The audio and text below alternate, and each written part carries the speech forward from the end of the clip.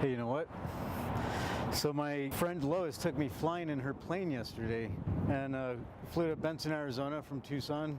I sat underneath the wing of her plane in the shade and I did a painting on the tarmac of another plane. So it occurred to her she should film it.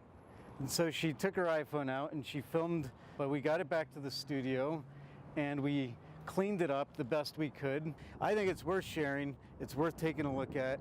And there's a lot of good information in it. So I hope it could be of use to any of you. How big do we want this plane? That's what I'm thinking here. Tail edge of the wing.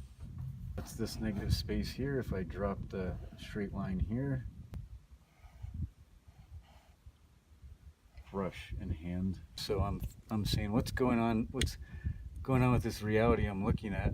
And then the emotional, the psychological is we flew in here. We are emotional creatures and we're not just performers. So right now what I'm doing is blocking in the shadows. I'm using a flat brush because it's I see a lot of blocky, edgier rectangles in the shadows, like underneath the wing.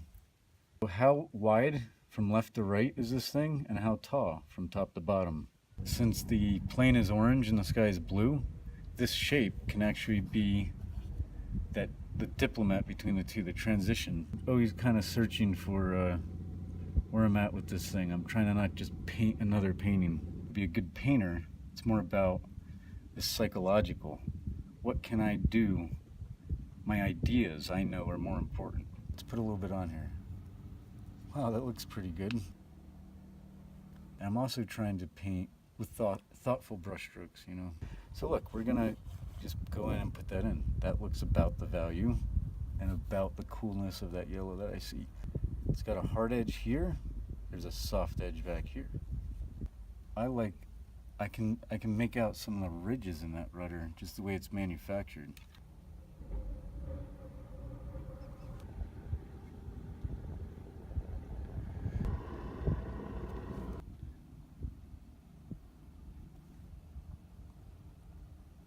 You can also sculpt the airplane, and just this is the part of it where I'm just laying on paint. I don't even care at this point. Let's get this in. Boom. And I'm just gonna put the brush there. I'm using my body to move that edge. Brush pressure. That's a mound. That's a mound. Now it's going down this way. Let's fix this transition. Color here. Drag it this way. Oh, so we know the sun is over to the left more. Right. So maybe we'll start lightening up from over here. And by golly, I think we got the color. That's mixing on the canvas. It's a really nice. It's a different effect that you can't get any other way in a sense. Right. And these can just suggest in a way that those might be some of the clouds without having to paint every single cloud. Yeah. All right, so I think as a sketch, this is good enough. It's lighthearted. It felt good. I got somewhere with it. I could always bring it back to the studio and play around with it for hours, make it as realistic as I want to, or I could keep it the same.